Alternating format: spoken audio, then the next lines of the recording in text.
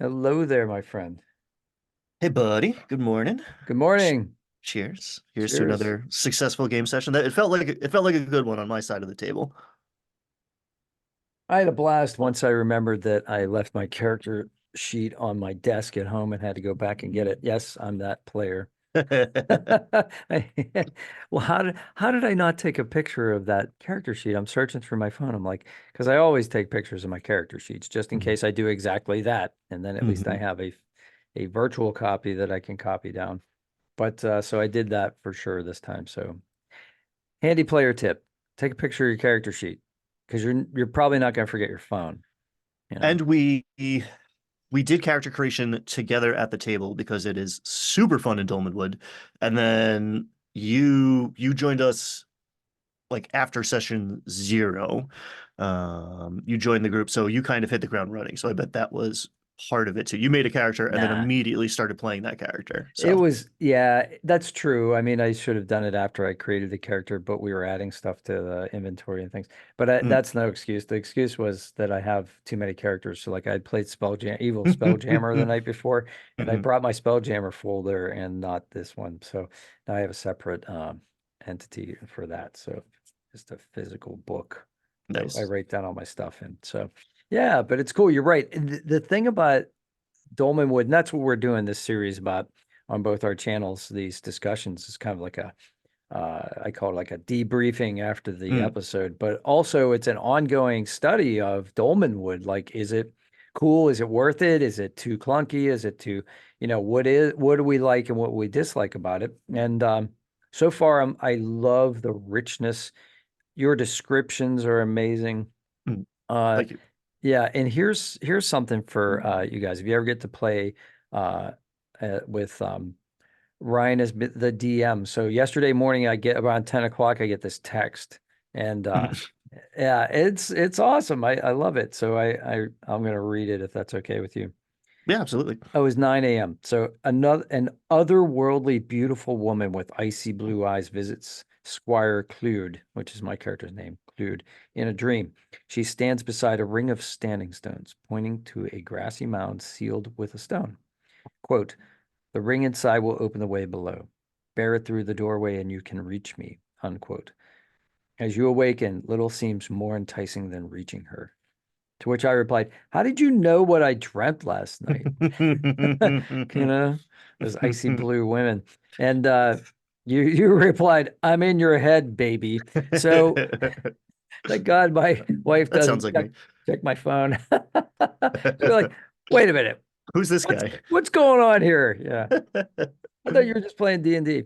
So yeah, so that was cool. So like needless to say, all day long, I was thinking about that, right? Like Mm, what's going mm, on here and and obviously I first associated with my liege lady, but I'm like, no, it's not my liege lady because she had brown eyes.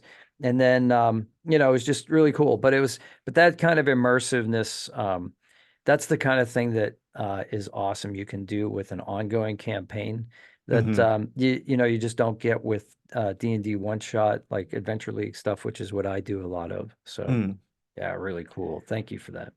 Yeah, absolutely. I love like my biggest pitch for running a game is that you get to play way more Dungeons and Dragons, right? Like that's my secret is I'm always playing D&D because it's always going in some background process somewhere. And I don't do that like every week, but I do try to bring that to the players some of the time, especially if I feel like the players are engaged, especially early on in a campaign where I'm really trying to set that hook deep. Just a little, sometimes it's just a meme, sometimes it's like a plot hook or like in-game character stuff. But I really like that the morning of or the night before, just like planting that seed of like, all right, you're gonna think about this all day, and then whatever, 12 hours when we sit down to play, you're gonna be pumped. Um, And then what and was yeah, cool is you did a different one for each one of us, character player, like each one of us yes, players. So that was really yes. neat too. Yes, I'm a big fan of personalized plot hooks that point to, if you don't, it sounds like a lot of work, but if you can kind of customize what's already there to link into what the player is bringing, right? Like I put three signposts to the same thing.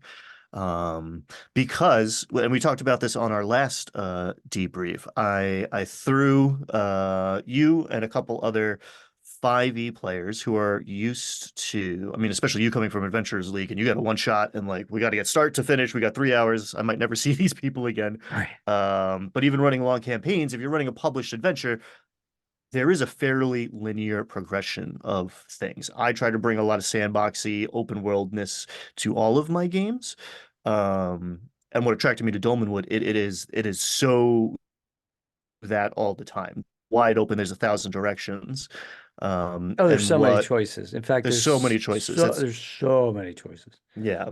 And I saw the players last time kind of trying to like dissect it as if it were like a 5e module. And it was like, all right, we're going to find all the plot hooks and then we're going to decide like the best order to tackle all of the things. And that's a perfectly reasonable approach to certain games and like video games, especially, but even like certain 5e, campaigns or whatever. But in a more old school sandbox, I mean, this is a hex crawl. You can go anywhere. So every time you looked for a hook, you found a hook, and then quickly got overwhelmed. Yeah, yeah.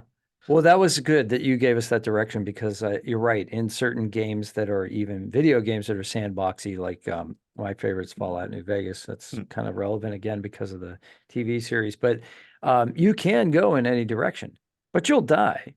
Like, Right. like that's the problem. So like I'm thinking like, okay, if we go south to this burial mound in order to retrieve this ring, are we going to get killed by, animated skeletons and, this kind of thing? It's, and I equated it to like the Hobbits and the Lord of the Rings Fellowship of the Ring, the first book, where, if it weren't for Tom Bombadil, they would have certainly died, because they were attacked by the Barrow Wights. So, Hmm. and Hmm. that's what I had in mind. Now, I know he draws, the author of Dolmenwood draws a lot of inspiration from Tolkien, as we all do for Oh. D&D, but other properties as well. So sometimes I guess that's in the back of my mind. So I guess I was trying to game the game a little bit. Hmm. But so I was thinking like, okay, what do we want to do first and not get killed as a level one character? Right. Because we only have like I have 8 hit Hmm. points. The wizard has 2. Hmm. So he can't take a big swipe. It's going to be a bad thing for him. But what I did see a lot of at the table, which was nice, was a lot of camaraderie, a lot of it was fun. Like I think the like I'm new to the group, but I see that we're kind of gelling a little bit with humor and references and things like that. So cool guys. Like this is fun, It's a good table. It's a good group. When I first, because this is my, I mean, this is year 3, I guess, but this was my first foray into like going down to the game shop and playing with strangers. And initially I was like, all right, I'm gonna run some one shots, but like the goal was to get a group of people together, run a campaign. And Bertram came pretty quickly, but my buddy Mike was there day one. And has been I've been seeing him every Tuesday for the last 3 years. And cool. it's been really great. My other buddy Chris is now in my online game because he moved, but Right, he was there day one. right.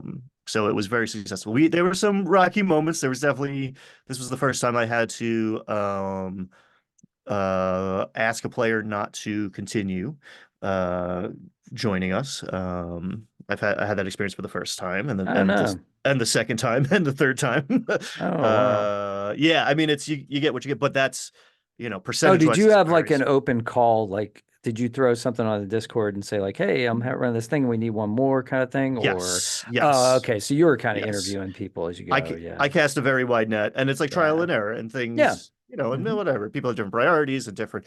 It's been really good because I've played with a much more I mean, I had a diverse group of friends back in New York, but like I just ages and backgrounds and genders and orientations and just Sure. world views and countries of origin. I played with so many different people by opening it up to the public essentially, and it's been very rewarding. There's extra challenges to it. I mean, I'm sure you run Adventures League. It's the same idea, but a shorter commitment span. But you don't know who's going to sit down, and I've Nope.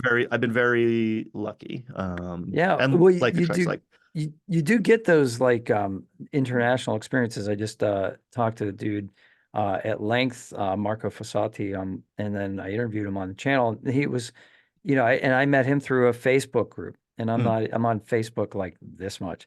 mhm, So, but like, yeah, it's so cool. Like, and he's like, hey, like when you get an online adventure together, like let me know, I'll play, mm, and he's out of Milan. And so, and he writes modules and things for DM's Guild and that sort of stuff. So like it's pretty cool seeing like that kind of international flavor. But we were playing in person, and that's why we're not recording it. But do we want to give a shout out to Phil's play? yeah, I mean, yeah, I'm happy to. If you're in the neighborhood, go to Game Masters.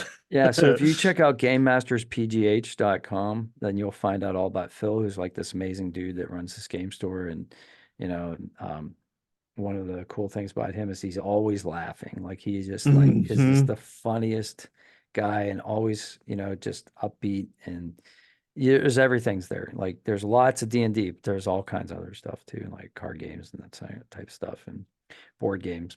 But when we play on board game night, but also on Blood on the Clock Tower night. And those Mhm. guys were getting really animated over there, weren't they?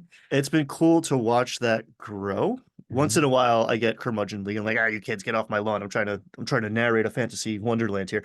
But they went from like, a couple people to like they broke down into two groups now. There was, I don't know, what was this, like 30, 40 people And they meet on most Mondays Wednesday. now too. Are there multiple nights of Yeah, that? yeah. Yeah. There's a hardcore contingent that does both nights. That's cool. Yeah, it's pretty wild. It So seems like a good time, but I'm yeah, playing D&D. I'm busy. yeah. And you were weaving a wonderful fantasy land. In fact, so a couple things about the mechanics of it, like Mm, going from the town to our destination and going through certain types of terrain, which costs so much movement points per day. And then I thought, well, we're in the woods, we're going to be able to find firewood. But no, that's a check too. And since it hmm was winter, it was mm. harder for us to find than I thought. So now we're going to have to like put firewood bundles on the pack mule in case we can't find firewood. And like, this is serious adventuring. Like, there is a lot of the adventure role play, the discovery, but also like the just nuts and bolts of what would it take to camp in the woods overnight between towns and not die. And that's good. Yeah, I enjoy that stuff a lot. That exploration pillar is what is so weak in fifth edition and is so strong in Dolmenwood and Old School Essentials, especially because of the setting. But I love that stuff for like in real life. I'm a backpacker. I hiked most of the Appalachian Trail. Oh, So that stuff I find very immersive and grounding, right? I'm sure other people hear it and they're like, ah, that's just a bunch of bookkeeping I don't want to do. But helps it helps me reduce the gap between the player and the character of like you are camping in the forest and it's snowing. You don't get to just push a long rest button. Like there's considerations here. And Dolmenwood is brilliant because okay, you need a fire because it's winter. You're not getting a long rest if you don't have a fire, or a bedroll or a tent. But if somebody cooks a good meal and they do a good job, boop, that's a plus one to that check. If somebody tells a good story around the campfire, does a camaraderie check successfully, boop, that's a plus one to the check. So there's ways to do it, and it's built in little story sessions. I think now that the players know that that is part of the game, you start thinking of like, all right, what would the story my character tells around the campfire would be? And I said straight up, like, okay, some of you have better the camaraderie is a charisma check. It's like we're gonna spread this out. I don't care who has the highest charisma. They're not doing it every time. Like someone else is gonna do this every time, and that builds in these RP moments that, um, creates a lot of interest that you don't always get in fifth edition. I try to bring that sometimes of like, all right, it's a long rest. What are you talking about for 8 hours? What does your character do before they go to bed? Whatever. But this is like there's a built-in mechanic that enforces that like role play opportunity. Yeah, and I think to talk about specifics of like what happened last night, one of the things that I discovered, like you said, was that charisma can be a survival skill. So, Hmm. I didn't think about that, at all. When you're looking at your 5e sheet, you're looking at nature check or survival check, but like you're not thinking like Oh yeah, keeping everybody's spirits up would be in a survival situation is immensely Hmm. valuable. And so that's a really cool grounding thing. And then so the other thing was we had to post watches, and our wizard fell asleep, didn't wake up to like wake anybody up for the next watch. So we all fell asleep, just like happened in Lord of the Rings, right? The movie. And so this sort of thing happens. And so now I'm thinking, like today, this morning, I'm waking up and I'm thinking, magical alarm clock. Mm. What could we do for the next time to prevent this sort of thing from happening, right? Hmm. So, Hmm. how does this work? So we get a mechanical alarm clock, or how do we do this? Like, do you do what the Native Americans used to do, which was like before battle, the night before battle, they would drink a ton of water, and then like they would have to get up early, It's and the that hiker alarm clock. that I've done that trick. that will wake them up, right? So, and it's funny.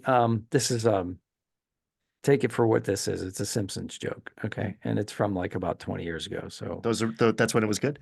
don't take any offense if there's something in there that's like so So Bart's going to get up early on Christmas Day. So he drinks like 6 glasses of water so he can get up early, and don't have to wake up in the middle of the night. And Lisa says, Bart, you're not being original. The American Indians did this before, blah, blah, blah. They would go into battle, blah, blah, blah, blah. And, and Bart just looks at Lisa and says, it's always about the Indians with you. And just because she's such a smarty pants and she knows Hmm. everything, it really has Hmm. nothing to do with Hmm. the native tribes or history. It just has to do with her knowledge of it and her lording that over him. Yeah. But great joke. So yeah, anyway, yeah, but that's the type of thing, right? So we're sitting around. So this builds in an opportunity to tell those kinds of stories that will Mm. happen around a table. You'll Mm. something will happen, you'll think of a meme, or something will happen, and you'll be like, oh, there was this one time when I was in fourth grade. And then, and now you've got the campfire setting, you can tell that story, in game almost, I mean, it's meta, but it's like there are these natural pauses for these things. Hmm. And speaking of natural pauses, when you go into a burial mound, don't look in a mirror. You might pause for a while, There's a lot of vicious stuff out there. There's like save versus paralysis. You failed. All right, you're frozen. Because and that wasn't fairy magic. That was like church magic. Right. So we go in this burial ground and there's a mirror, and I'm like, well, I want to go look in the mirror. So, Mhm. I'm charismatic. I'm probably a little bit narcissistic. I'm a knight. So I go and check my look, and I just end up standing there.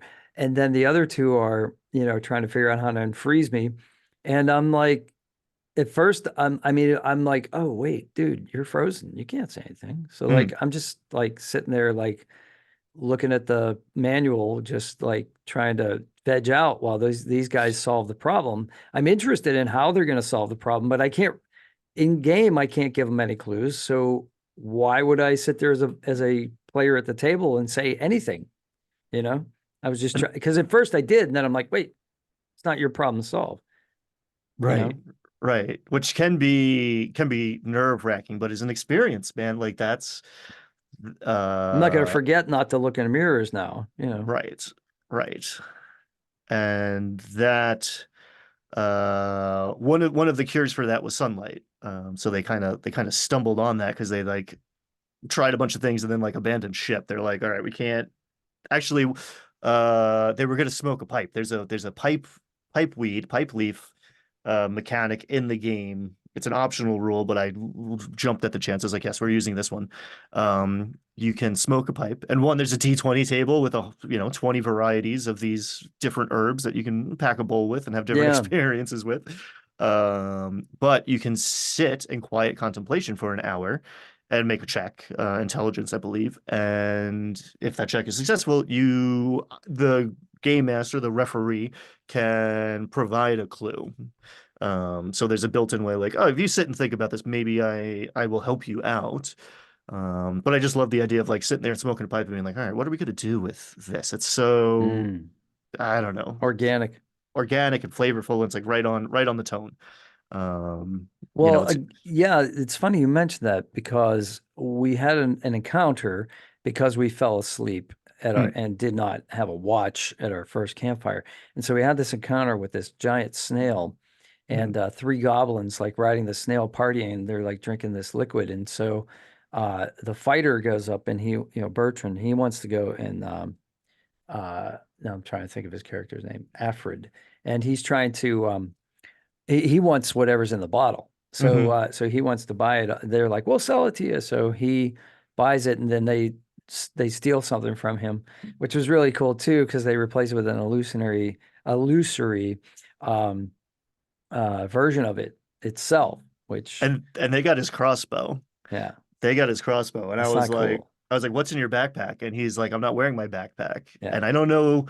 And I think that was probably true because he had just been awoken, but he did specify that you guys armored up, so you took the time Yeah. to like gear up. I Yeah. don't know if he thought he was clever by not having his backpack, but like 50 feet of rope would have been less of a loss, I think, than like Then his crossbow. yeah, yeah. You And know, then you had the mechanic there, which you chose not to exercise, but which is interesting that he would have thought he had his crossbow until it was time to use it, and then he wouldn't have had it. But yes. instead, he discovered almost right away that it was replaced with a facsimile or an illusion.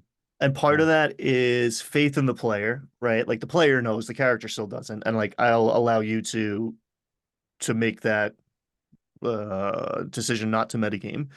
But two, it's simple bookkeeping, right? Like if I Yeah. thought he was pulling out that crossbow in an hour and not in a week or two, Yeah. Yeah. I might have played it differently. But yeah, there's a lot of it's fairly low on prep because a lot of it is emergent at the table. Yeah. So right now that I'm like new to a system like this, I mean, I kind of incorporated this style into my own 5e game, but this is like over the top. Right. So I'm trying to clear as much mental bandwidth as possible to process. Like you guys rolled a random encounter, and you got, I should clarify, it was a small giant snail. Mm. And you didn't learn much about it. There's actually another adjective or two in the monster manual about that. But you pulled the snail because of the region. Okay, cool. I go to the snail. What's the snail? Like one feature about it, which was a psychedelic ooze trail, The which you actually trail, yeah. found first. And then what is it doing? And it's being ridden by three goblins. So now I go to the goblin page and I roll. What are the goblins? No, I knew the goblins were drinking and partying. They're like riding this snail like it's a roller coaster. Right. Right. They were um, joyriding. they were joyriding, and I knew what kind of booze they were drinking. Well, that was the interesting part. So when you were talking about rolling to see effects and things like that, and or a pipe weed, you were talking about what Mm, different types do hmm. different things, and we also encountered this when we were foraging. We found mushrooms, and that was what kind of mushrooms and what do they taste like and what do they do? Yeah, yeah. And so so I was flipping through the manual, and I have to be careful now because I realized I came across a table which talked about alcoholic spirits and what their effects were. So I actually just when I was trying to spell the it was a takeoff on absinthe is what I was thinking, but it was Yeah, it was actually purple yeah. aspenninth or something. Yeah, Yeah, yeah, and it I could look it was up. yeah, some kind of purplish mauve color, but the effect was written there. And then later on we find out what the effect is because it served at a party of immortal blue elves that Mm, we crashed. hmm. But I don't want to know, right? So like that's the thing with emergent gameplay is as a player, I want to be surprised, right? I don't want Hmm. to be able to metagame. I don't, and that's one thing that happens a lot at 5e is that at my tables is you'll get like experienced players that are playing a module and they'll be like, "Oh no, that's not how a dragon works. Oh no, no, no, this is a brass dragon. No, they don't breathe fire." I'm like, "Dude, this one does." Yeah. Like, you know what I mean? Like this is D&D. Like, okay, so like you you know, the first rule of D&D is the DM makes the rules, right? But Mm, like, I mean, in one way, in one philosophy, but like, you know, it's it's funny because some people are rules players, right? So mhm, like, mhm, and mhm. it's funny. Like, there's this one dude who's like, he's got a very, he's an engineering background. So he's very nuts and bolts. Like he knows like it's D6 on this check and it's 3D8 for this damage and it's this, that, and the other. But all of that is subject to change, right? Yes. So like, who's to say that a blue dragon is going to cause, 3D8 damage if it exhales on you? What if it's an ancient blue dragon? What if it's an adolescent blue dragon? What if it's been injured? What if, all these sorts of things? So, it's not a video game, Right. right? It's Right. not it's not the math as much. The math informs for me as a DM. The math informs the story, Hmm. but the math is not the game. Otherwise, you're just playing a board game, right? Right. And there's nothing wrong with that. I No, enjoy those board things, games but are great. I am gravitating more and more towards this old school style of play because, we rolled dice to see what the world was doing. I don't know. We rolled some saves. Sorry about that. And there were skill checks for foraging and camping and stuff, but there wasn't a lot of dice rolling to figure out if the characters what the characters were doing. You Right. decide what the character's doing. If it's reasonable, it happens. If it's crazy risky, then we take out the dice. But we didn't really get to, you like flirted with combat Oh yeah, we and almost got into decided combat accidentally, and not to because there were yeah, spoilers for The Winter's Daughter. But the second room you walked into was a few stone coffers, and I was describing the weird crack in the floor, and then like a yeah. hairline seam in the ceiling with the weird slime coming down out of it. And there was a moment with somebody thought like that was the most interesting feature, and therefore I was done and started to interact. I was like, well, the other thing you see is this pair of skeletons dancing, floating in midair, uh, doing a waltz, though there's no music. You can tell by the tempo. And I they were think pretty, you actually said the most interesting thing or something like to that yes, effect. Or the yes. most obvious thing. Yeah, because that would definitely attract one's attention. But the thing is, I think you did it in the right way because if you draw our attention to the skeletons first and then describe what's on the walls, nah, you did it right. Yes. Because I think, Yes. you know, that's gonna grab our attention and then everything else is gonna be secondary, and we were probably going to gloss over it. So I think, yeah, I like the way that you presented that. Yeah, Um, and that's a trick I've been using for a long time. But in it's funny in this game, or at least in this world in Dolmenwood, it's a little harder to do mm, because like, okay, this room is 15 feet by 25 feet, and there's four things to interact with in yeah. here that are all going to have interesting consequences. And there's other things where if you you poke it, information falls out, or treasure falls out, or interactivity falls out. So it's sometimes difficult to prioritize what is the most interesting thing in the room.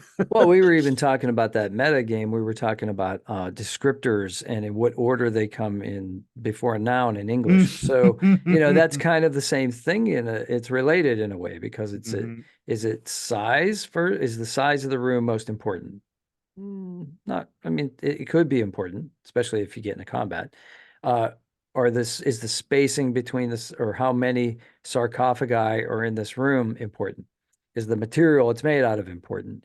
Is the, fissure the most important? Or is it these two active characters that we see, these apparitions that we see, or they were actual physical skeletons? We don't know, but well, I don't know, but because we didn't actually touch them. But yeah, and then it turns out we're like disturbing the grave of one of their son. So like, that's when they were like, no, no, no, no, no, no, don't touch that. And Mhm. fortunately, Bertrand was able to like backtrack, or Alfred was able to backtrack and not get us into combat. Mhm. But because it seems like we haven't been in combat yet. 2 sessions, no combat.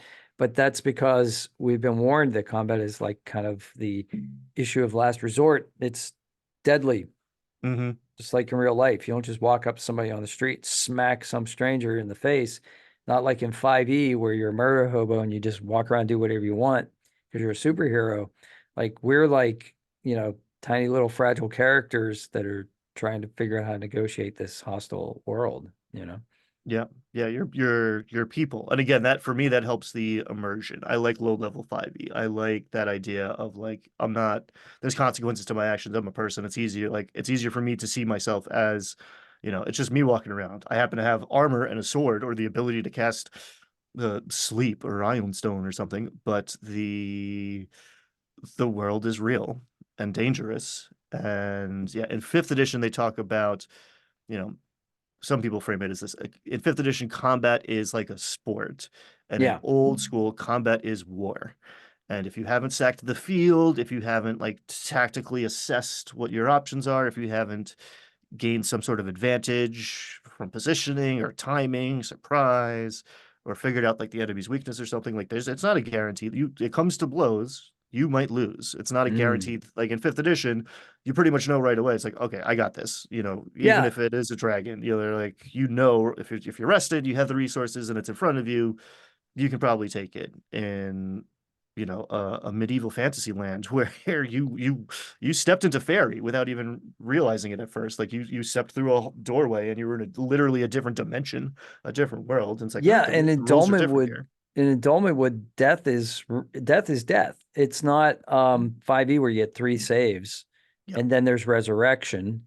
And yeah, no, it's none of that yet. At least we don't see any of that. So yeah, that's pretty serious. But yeah, let's talk about going through into a different dimension. So like we end Mhm. up going into this burial mound in order to retrieve a brass ring for a wizard who lives just south of the main town that we first started in. And that's our mission. However, I have this dream or vision that I was told through the text, a ring is mentioned, and a lady of ephemeral beauty, like haunting beauty, is in there. Almost otherworldly was the word that was used, and so literally we do like cross into another world, Mm. right? So another plane of existence, and that ring now has two purposes that we know of, which is Mm. You have interesting. So you so have it a could be. decision to make as a party. Yeah, yeah, we could go back and give the ring to the original quest giver, or now we find out that the ring is belongs to the beloved of this immortal creature, this immortal blue elf or is she a blue elf? Or there's She is Princess yeah, Snowfall at Dusk, she is the 17th daughter of the Ice Prince. and she's been waiting and waiting and waiting to get married, but she needs to her lover's body, I guess, is in this crypt or Mhm. this burial mound we were in, and and he's wearing the ring that we want. So we have to decide whether we're going to get the ring, take it back to whomever, and then there's another added twist, which is that the immortals want to come to the mortal realm, and that could be dangerous to the There were mortal realm. there were a couple party guests who were very interested How'd you get to here? know Where are you how did from? you arrive and yeah, the pathway Hey. back. But they were also kind of cool. It was cool the way you played them because they were aloof as well. Because they've been Mm. waiting around at this party for 900 years or whatever it is, and they've you know they're immortal. So like everything can be waiting. Well, we can do that tomorrow. You know, um, whereas like mortals, we're like there's a clock ticking. Sometimes we act Hmm. like there isn't a clock ticking. In fact, most times we do, but there is a clock, and so what are we gonna do with our time? How are we gonna use it wisely? And but we were thinking about this. We were kind of metagaming after the session last night. We were thinking like because of the immortal factor, we could fulfill the quest twice. We could fulfill the quest in the mortal realm, and then at our leisure go back and take the ring back and fulfill that quest as well if we chose to do so. So, Hmm. but it'd be cool to have some immortal allies. It'd be cool to have a bunch of blue elves like waiting on tap just in case we needed them. So, It's it's a faction. It's definitely a faction. It's interesting, it's like, do we cause chaos and mayhem and allow like and show like the immortals how to like sack the mortal realm and Mhm. be there like it's like in a it's like the henchman, in like any um not any, but in a lot of different uh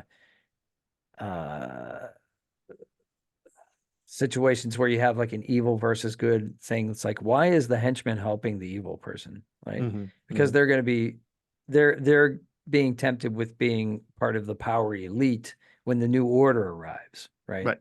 So Right. like, why is Saruman like helping, you know, Mordor to like conquer, why is he helping Sauron, right? Mhm. Because he's going to be Sauron's right hand man, and maybe who knows, Saruman might even like have the ambition to overthrow Sauron at some point.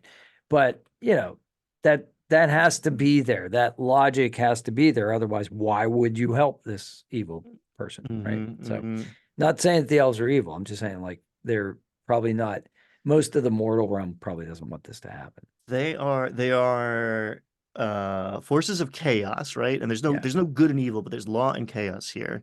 Mm. And their liege lord, right? The person they answer to, the fairy lord of Phrygia, this wintry realm, would like to take over the Dolmenwood again and subject it to endless winter. So I don't know if Mm. that's evil or not, but that is certainly something that It'll be a other change. forces that you are, and you are a knight, so you are allied with Right. the feudal structure out of the gate who have basically blocked his path. You are an inheritor of the legacy of people who overthrew the Ice Prince and blocked him from, like, trapped him in Phrygia. He came where he came from, but now he's desperate to get back to gain access to the Dolmenwood. Um, And then there's also the alignment thing too. So now that you mentioned their forces of chaos, which I really wasn't 100% conscious of, my alignment is lawful. We chose alignments. mhm, And so that makes sense. And here's what it does though. It informs me how to role play. mm, And that's what I was trying to do. So basically the way I played this session was that, based on this text that you sent me, I felt like I was semi enchanted by this vision for, whether or not it was a magical enchantment. But it was definitely an emotional attachment to this ideal. So that's the way I played it. So I played it as if I were, you know, enthralled by the presence of this great beauty.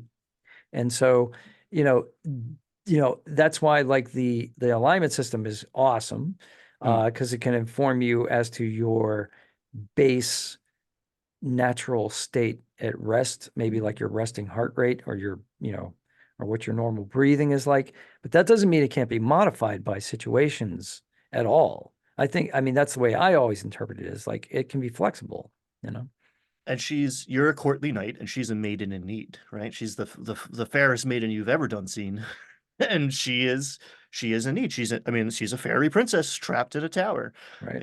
So it doesn't mean yeah, your knight would not act to her benefit. You guys were not. It's interesting. You guys were pretty quickly picked up on it might not be a great idea to let these ice elf warriors through the gate that you enter through. Right. Especially I- since they're extremely well armed and yes, can't die. they can die. They can die. Yeah. They're immortal, but Yeah. they can be killed in battle. Okay. So you can Um, like sever their head or something but they will never grow old. Yeah. It's naturally. Got it. Tolkien rules, but Gotcha.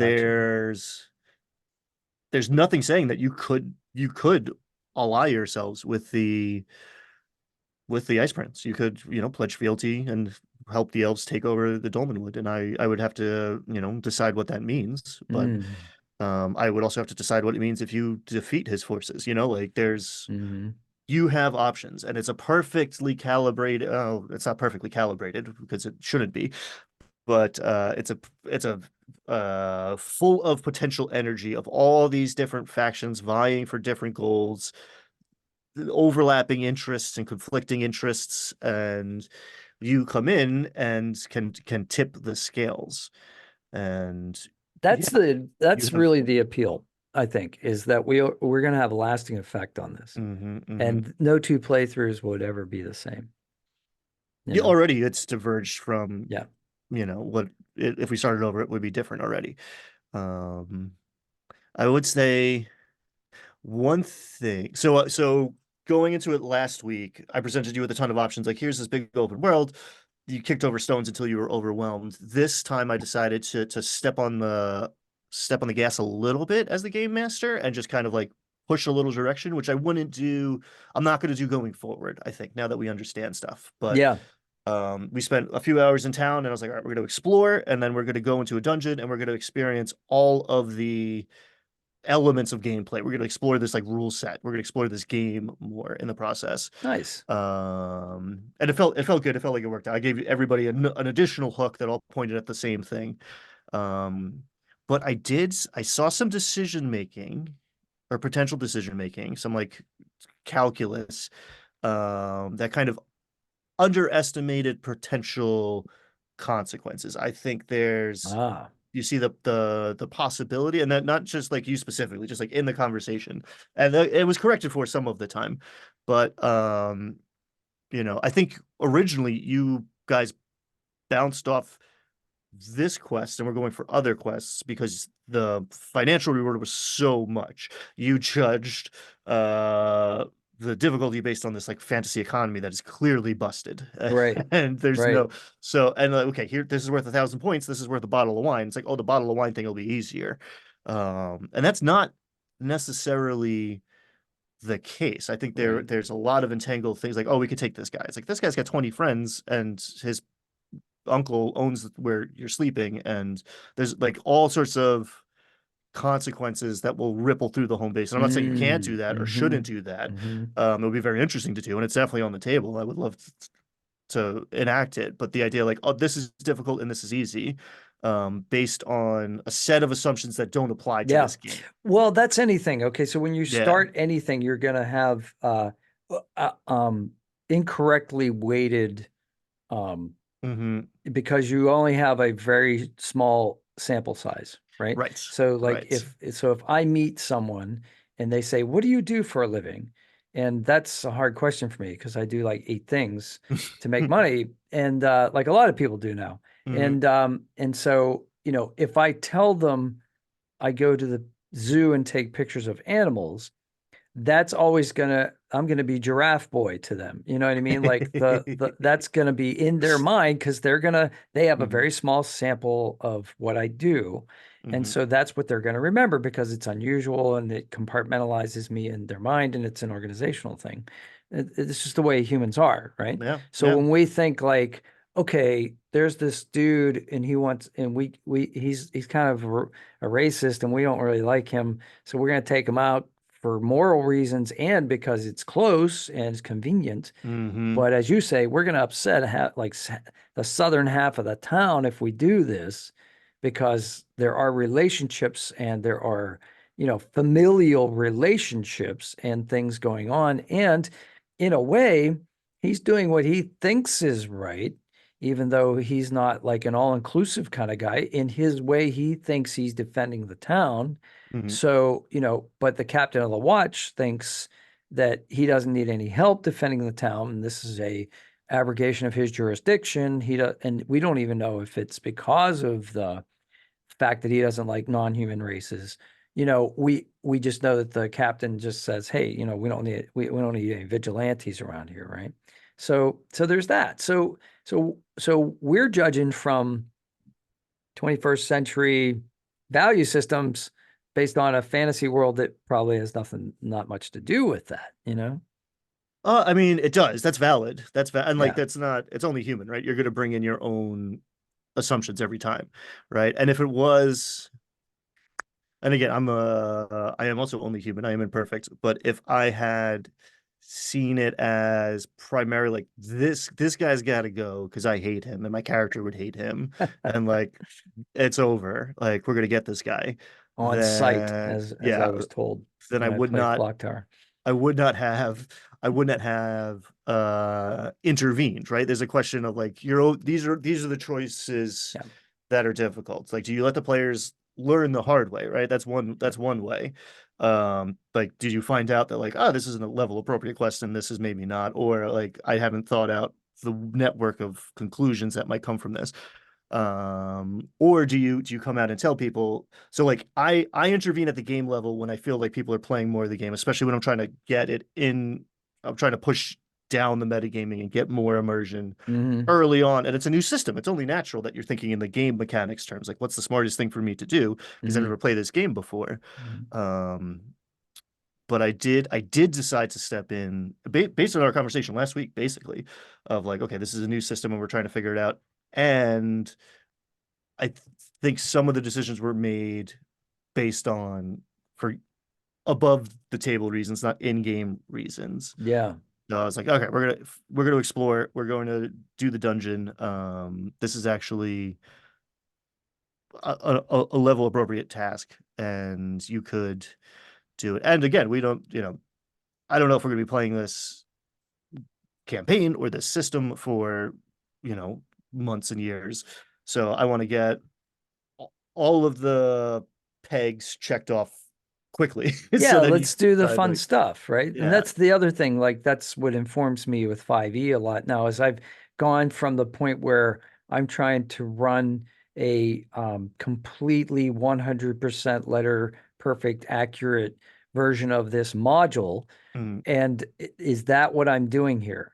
Or am I introducing possibly first-time players of mm, D&D to all of the wonders of D&D in two and a mm, half hours, right? mm, So I want a dungeon, I want a dragon. You know what I mean? Where mm, it's Dungeons and Dragons, right? So like mm, those are the modules I look for.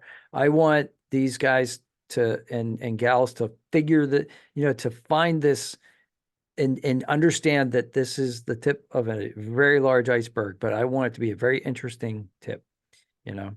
So that's yes. my duty. My duty is to Dungeons and Dragons, I guess. I don't know. But no, but I think I do a good service if I'm showing them the most entertaining elements of this game. So Yeah, and I get the juice of that, at least for me personally, comes from the exploration side of things, of yeah. like, you guys walked from A to B and found three, I would say, interesting features Yeah. that you kind of banked and decided not to explore because you were on a mission. But you didn't even explore the hexes. You just traveled through them. There's like Yeah. potentially there's hidden features in some of these locations that you have to Well, spend time to find. yeah. And there's a sense of urgency. So like the party doesn't have a lot of gold and or a lot of Mm, supplies. So we need our mm, first score. So I mm, think that's what's going on. And yeah, we'll once we have 1,000, GP in our pocket, then we can like, lollygag around and like investigate ruined temples and things, which is, I'm sure are going to be fascinating. But like, there is an in-game economy. And I was going to talk about urgency in the sense of like that dude, the kind of bigoted dude, mm, vigilante, because if if it had been presented to us that there was some like heinous crime that had happened immediately and had or was imminent and had been presented to us. So let's say like um, one of us had a friend who was a halfling and Lose you? and he hung a halfling from his toenails or something, we would there would be more of an urgency to investigate that quest, right? There would be more Mm, of a agency, we would be given like a deadline or something like that. So I think what you did when you informed Urs, the wizard's character, I think it was, when you said like there may be other parties in question who are searching for this ring, that mm, gave us, a little more sense of, well, you might want to do this now rather than go through the hassle of going down there and then finding out somebody else had taken the treasure.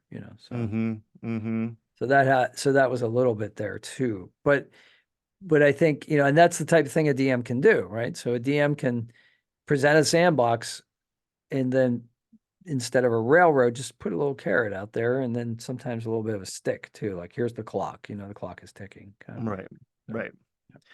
And it's interesting. It's built. it's a hex crawl again, so it is built so that there's a lot of options and a lot of like paused situations, right? Until you start interacting with them, the clocks don't tick. But I'm rolling encounter checks every so often, depending on what the mode of play is. So Nice. that's your clock, right? Like Yeah. you can explore this hex. I'm rolling a check. You might get lost, and you did have a random encounter. You rolled that small giant snail rolled up on you. Yeah, we had that for Um, sure. And then we also put our own clock in here because we didn't equip ourselves well and we only have three mm, torches and we're almost down to two. And so, but mm-hmm. then we had this really fun thing that happened. So let's talk about the goblins with the bag of mushrooms. The doorman. Yeah, the doorman The doorman. So with there's a the little ogre. Yeah. goblin sitting on a giant troll's back. And you were not invited to this wedding reception that's been going on for 900 years. Right. And There's a guest list that he's like checking off and we're not on it. you're not on it. So he made a deal because goblins are they enjoy barter and trickery. And he's got a bag of mushrooms, and you take one and eat it, he'll let you in. And But it has a random effect. yeah, very, very random. It's all over the place. So Ur's got his all of his hair grew 10 feet and he had like scraggly hair. Right. Uh Yeah, I'm so imagining like Riff Raff from like Rocky Horror Picture Show, like that really scraggly bald. He's almost bald, but then he has like this right. weird long hair. Now he has this weird long hair, but it's 10 feet long. 10 feet. Like you have a train. You have yeah, a mane of hair that is larger than the rest of you. So that's been interesting. The elves dug it. The one like noble ice elf that Yeah. was talking to you was like, "Oh, I love your Well, hair." Uh well, anything different we like mhm, because we've been here mhm, so long. It's everything's so mhm. boringly perfect. Yeah, they are at a cocktail hour that's been going on for 800 years. And they're all in tuxedos, dressed to the nines, eating the finest food, drinking the finest drink. See, I Mm, mean, that's the thing. That's the funny thing about, right? We get used to things, we get bored with things. I don't know, mhm, right? So part of mhm. what I need in life is variety, and that's one of the reasons I play Dungeons and Dragons. But that's what my brain likes. But like that's a wonderful way to play that. Yeah, yeah, and it's delightful to like, and again, focusing on the story side instead of like the win the game side, right? Like big number good, it's a perfectly valid way to play, and I did it for years. But especially in fifth edition, like the game it's not a difficult game to win, right? No, That's no, not the that's not point. really the point. It's kind of how you win. It's been very much stacked in Yeah, the player's favor over the yeah. years and over the editions, and now it's yeah, you see through that, especially on the if you've run the game for a little while, you see through the matrix and you're like, oh, this isn't actually, unless I change things, it's not actually that challenging. It's not about uh, that. it's Yeah, not it's about that. So then yeah, it's like, okay, what else? Like, what's the interesting stuff that I'm going to get from this that I'm not going to get from a different kind of game that might be more right, interesting as a game? right. And If that's if the you're good stuff. playing chess, it's that you came up with a brilliant counter move to the classic Queen's Gambit against your opponent that which I'll be doing in about an hour now. And Mm, it's like, so it's the thrill of the intellectual strategy of competing against another.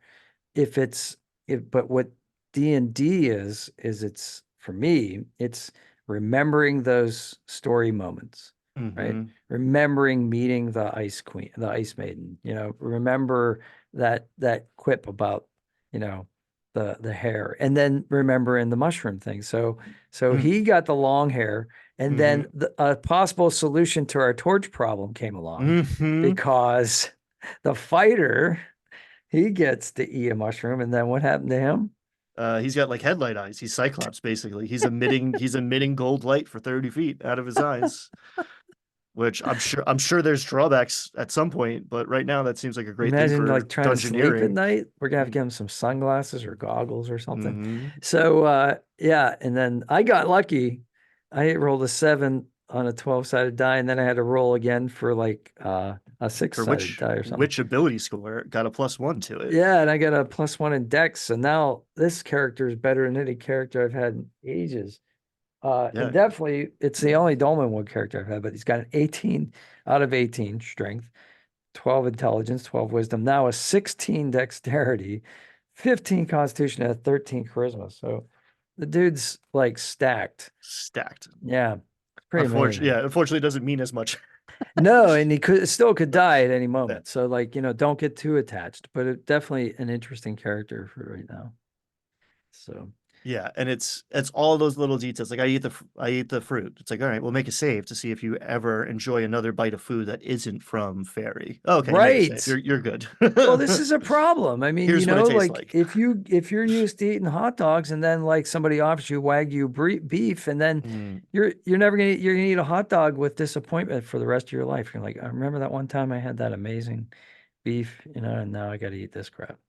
So it's hard to go back. And I yeah, think it was Mike asking, okay, like in the real world, like this yeah, is this is how to bet a game, ladies and gentlemen. Like I am very much open to the idea of like I think you acknowledge that it's there. And then you talk about like, okay, the part of my brain is trying to metagame constantly. I'm going to acknowledge that and address it and then like make the story-based decision. right. So Mike's like, I know in our world that like there's stories that you don't eat the food. What is it like? Like, Uh, what does my character know? It's like, well, yeah, that is certainly something that people say. yes. But there are also other people who are, constantly looking for food from fairy, and it's like much more accessible in Dolmenwood than it would be in our world. So there's Mm. mixed results. Your character would have to make the decision for themselves, but there's certainly a possibility. Um, That's a good point. That's a good point. yeah, Yeah, Mike did really address that well. I like that. yeah, he's great at threading that needle, and I try as a game master to like I again. So I talk often about like how I'm more open to metagaming than some Mhm. tables, right? Some people just shut it down. But then it's like, but then it's still happening either subconsciously, Yes, unconsciously, or just like quietly, right? Like I'm going to pretend I'm making a character-based decision, but right. I'm still trying to win the game or whatever. Whereas like I like that stuff out in the open, and we'll talk about, especially learning a new system, learning a new game. Mm. But even playing fifth edition, which we've been playing for years and years, like I like that stuff out in the open and acknowledge that like okay, this is a factor here. Mhm. It's just being Um, human. Yeah. that's just being human. It's just being human. It's not like metagame bad, you bad because you meta. It's like no, you're Play bringing by in your my own. rules, play my way. Yeah. Yes, Yeah. exactly. You That's bring in hard your to own it's hard to assumptions. enforce. Yeah, Can I take a short pause here for a second? certainly. Thanks.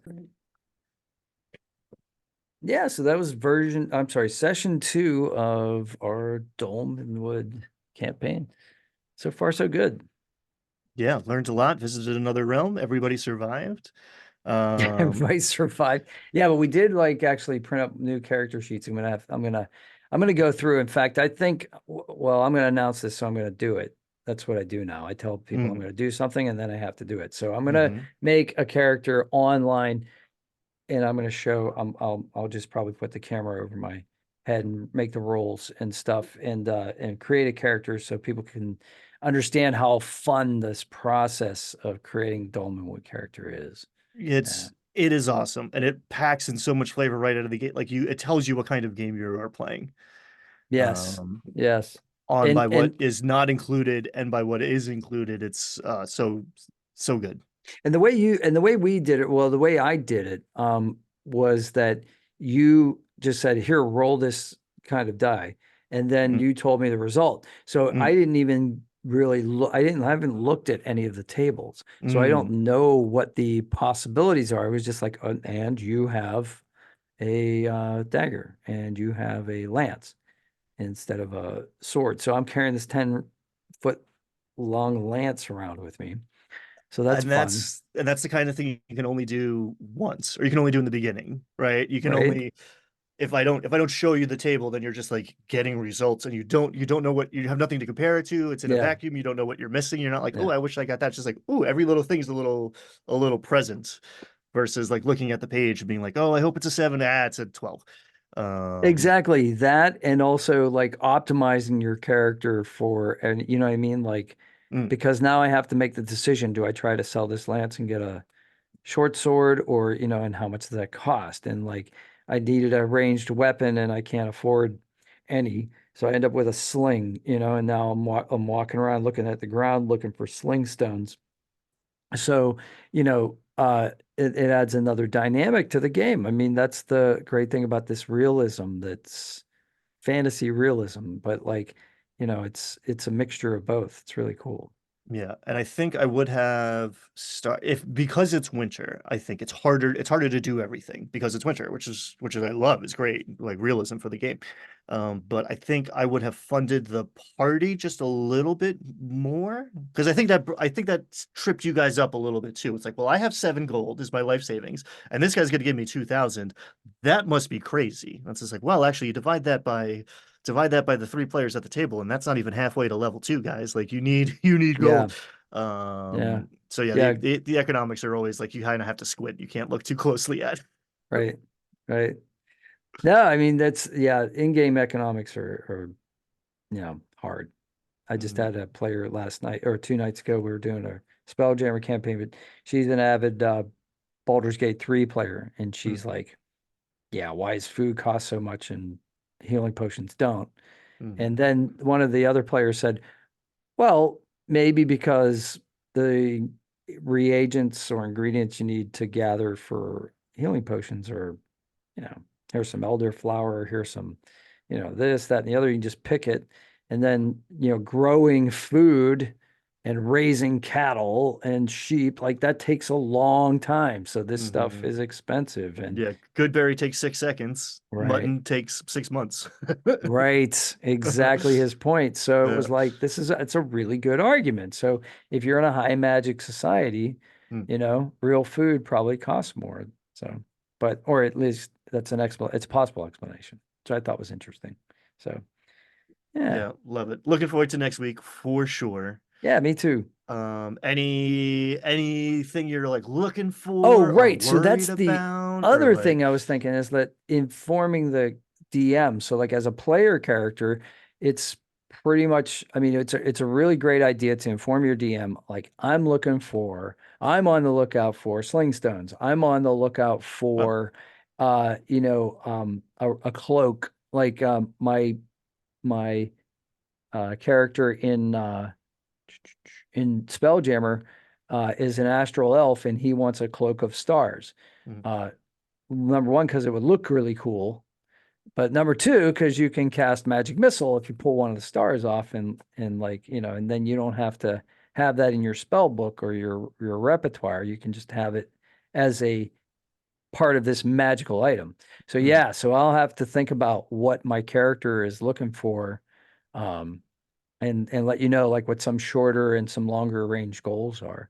And then that makes a more dynamic character, it's kind of pretty cool. And it's almost absolutely necessary in a big hex crawl Yeah. sandbox environment. Like we ended the session literally in the second floor of a dungeon. So like I know where we're starting, I know where we're going.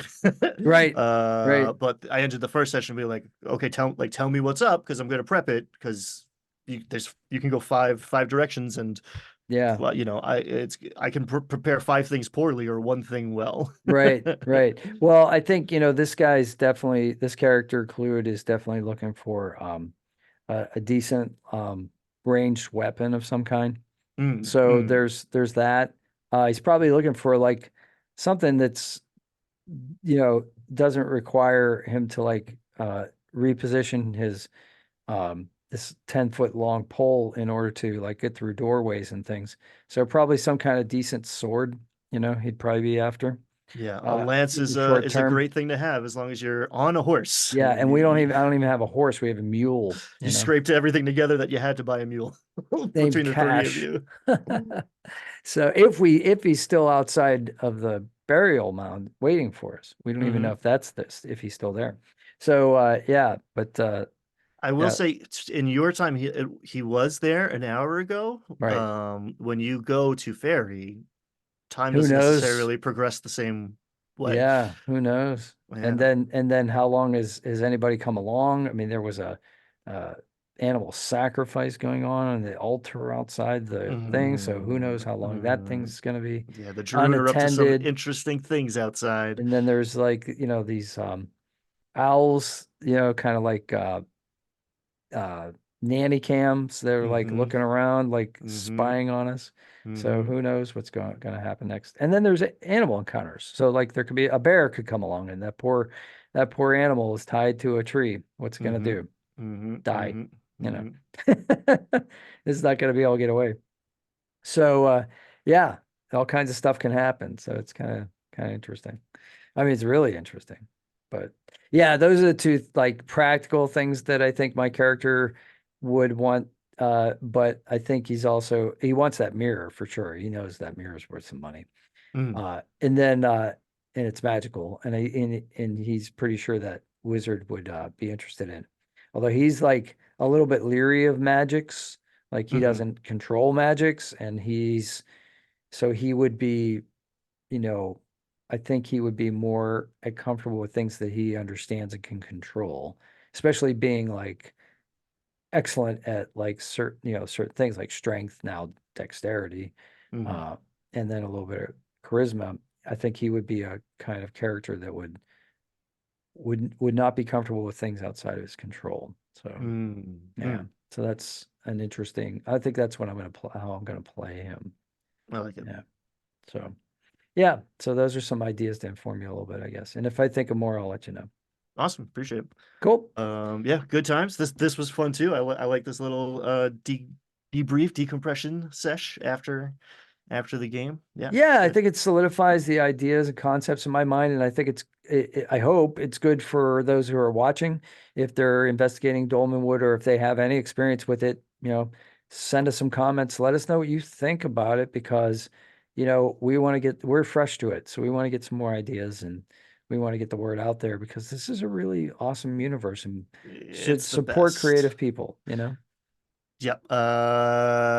Gavin Newsom, Necrotic Gnome, Exalted Funeral. Check it out. It is almost finished, but you can back it. You can like pre-order it and get the PDFs, which are being updated every so often with more art. But it is a playable game. We are playing it already. There is more than enough content to play Dolmenwood for years already, and it's not complete. So already highly recommend 2 weeks into the game, 2 months into reading all of this. Definitely worth checking out. We just scratched the surface and like, oh boy, is it good. It's All good. right. All right, we'll see you next week. All right. Bye, everybody. Thanks.